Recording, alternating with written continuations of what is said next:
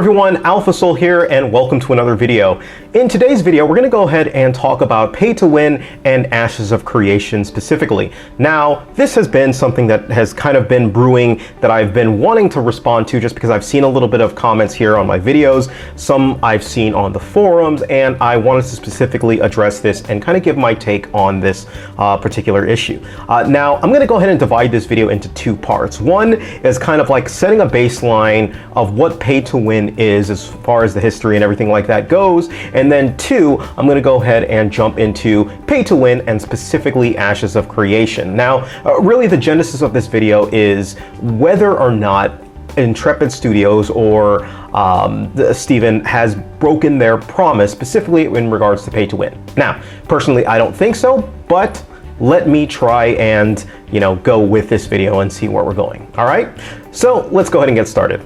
Now, the very first beginning, I want to go ahead and do a little bit of a slight history lesson. Now, when online games kind of first came out, there wasn't really no payment model. Most of them were actually free in the form of multi-user dungeons or MUDs. MUDs were basically text-based RPGs, if you will, that you could go ahead and interact with other people. A lot of schools had them up just, for programming purposes, things of that nature, but they were incredibly fun. Now enter things like Meridian 59 and Ultima Online.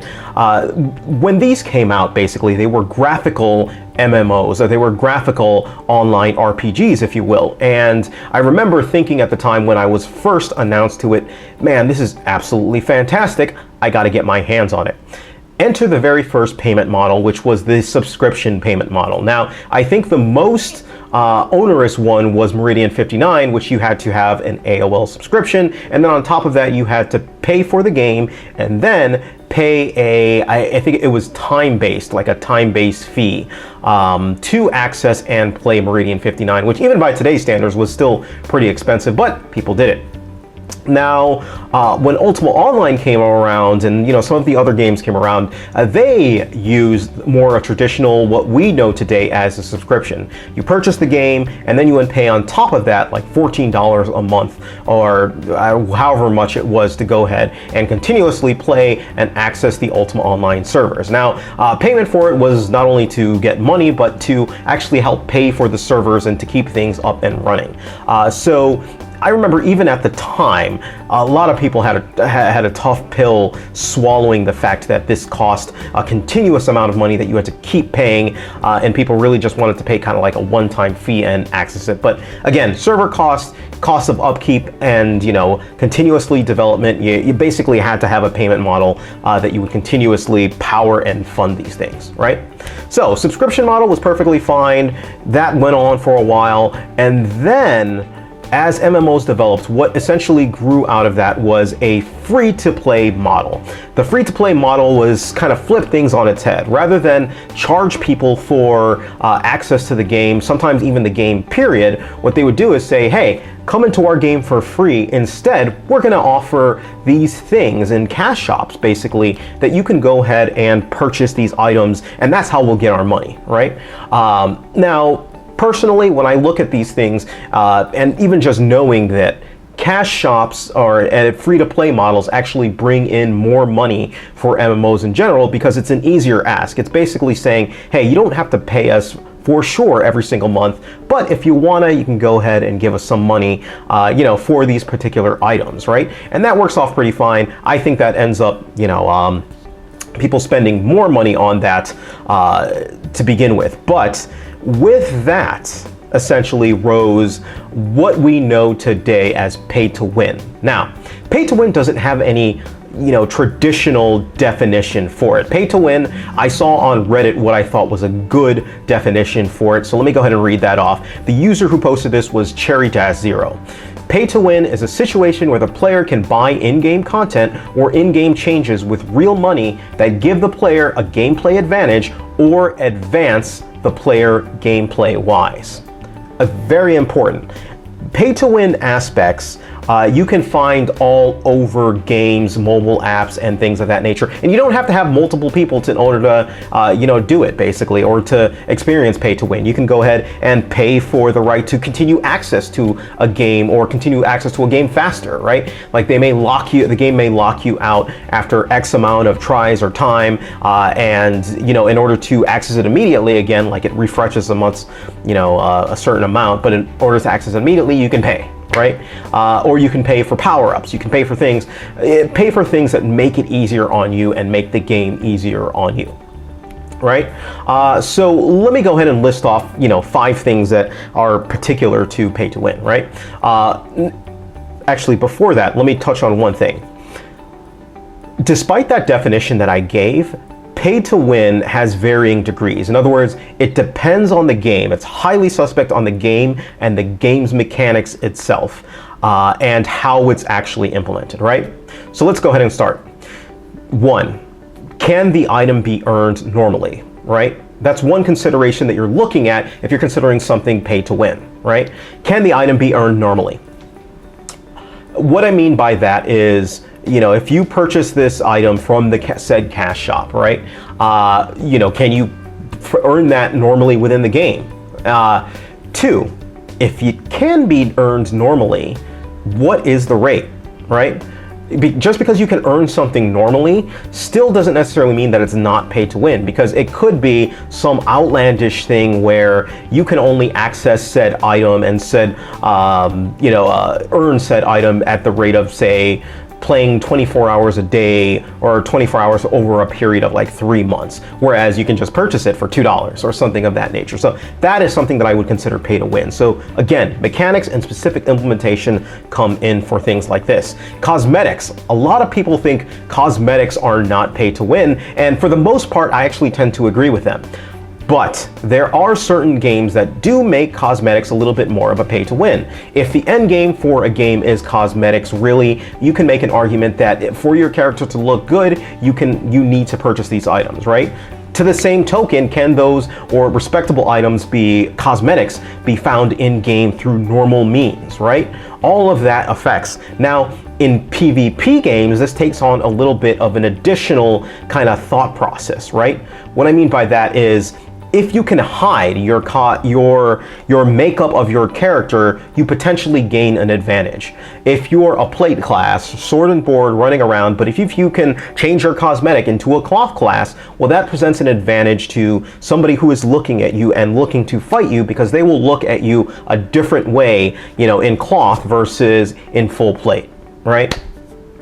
A fourth thing, pay to convenience. I've seen this kind of around for quite a while. Pay to convenience, I still consider pay to win, because I think it's really a subset of that. What do I mean by that? Black Desert Online. We're going to go ahead and use that for example, and we're going to use the pets in Black Desert Online for our sample here. You do not have to purchase pets within Black Desert Online, but if you don't, then you will spend an inordinate or a ton of time picking up loot just manually. There's no auto loot function or anything like that. You have to pick that stuff up manually, and it will take a long time. Whereas if you have your full slottage of pets, I think like 4 pets or something like that, they will run around and pick up all your stuff for you and hence save you a ton of time that you would have otherwise spent sitting there and picking up things. So in that case, I almost view it as a pay-to-win mechanic, if you will, because it's a convenience item, but it's a big, drastically altering, convenience item, if you will. And then finally, gated progression, right? If you pay more, can you unlock this particular gate right now and continue to play the game at your pace, right? Some games, give you a certain amount of lives. Candy Crush comes to mind of one type of a game where, if you run out of lives, that's it. They don't refresh for another like 10 hours or something like that. But if you want to continue playing, pay us a little money and you can go ahead and keep playing, right? That's another, kind of aspect to me of pay to win. Now, there are many aspects that go on that, but for time's sake, let's continue on with this video. Let's move on to the Ashes of Creation side, right? early on, I've been following this project for quite a long time. One of the things that attracted me to this project there were two things, really. One, that this game would not be pay to win. Steven has said this multiple times, Intrepid has said this multiple times. This game is not pay to win.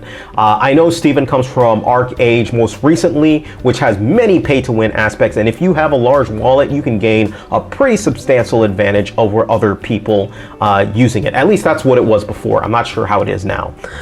The other thing was that this game would be a subscription-based MMO, right? I've always been wary of free-to-play games just because of, you know, the ways that they make up for money and make it more appealing, to me, usually end up hurting gameplay as opposed to anything or not, right? So those are the two main things that I believe he said. Now, little side note.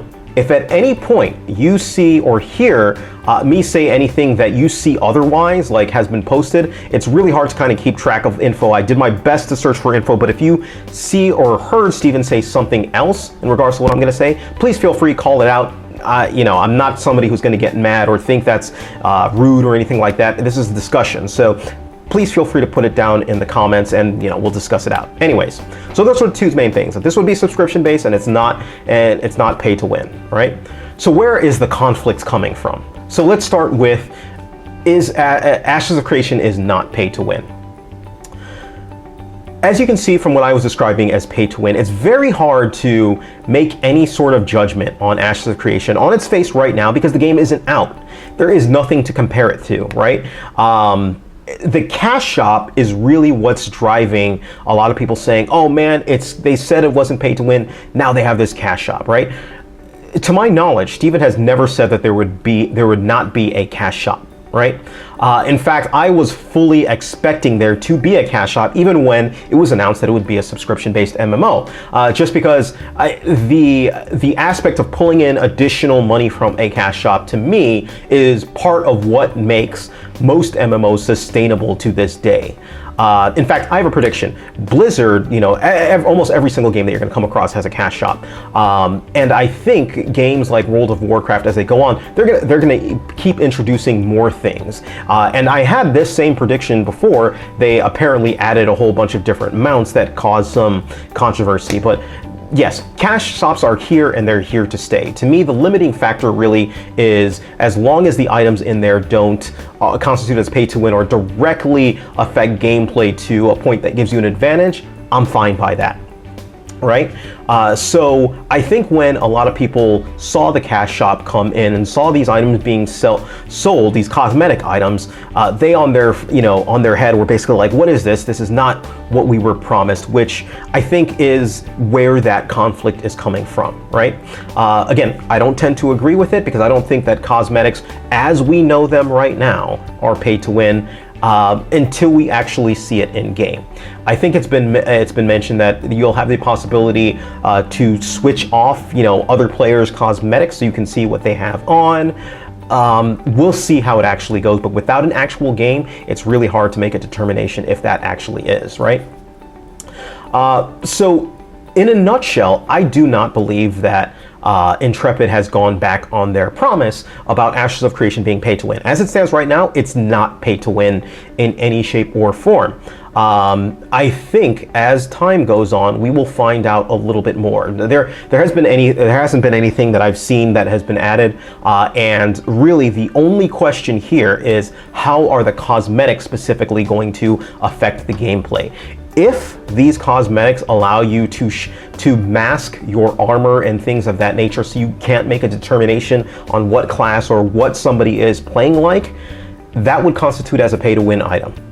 If that's not the case, then it doesn't. To me, pretty simple. But anyways, that's pretty much it. I don't want to ramble any more than this. Let me know what your thoughts are on this. I'm curious, do you guys think that Ashes of Creation has pay-to-win mechanics or not?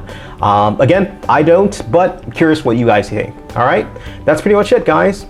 Have a great day. Alpha Soul out.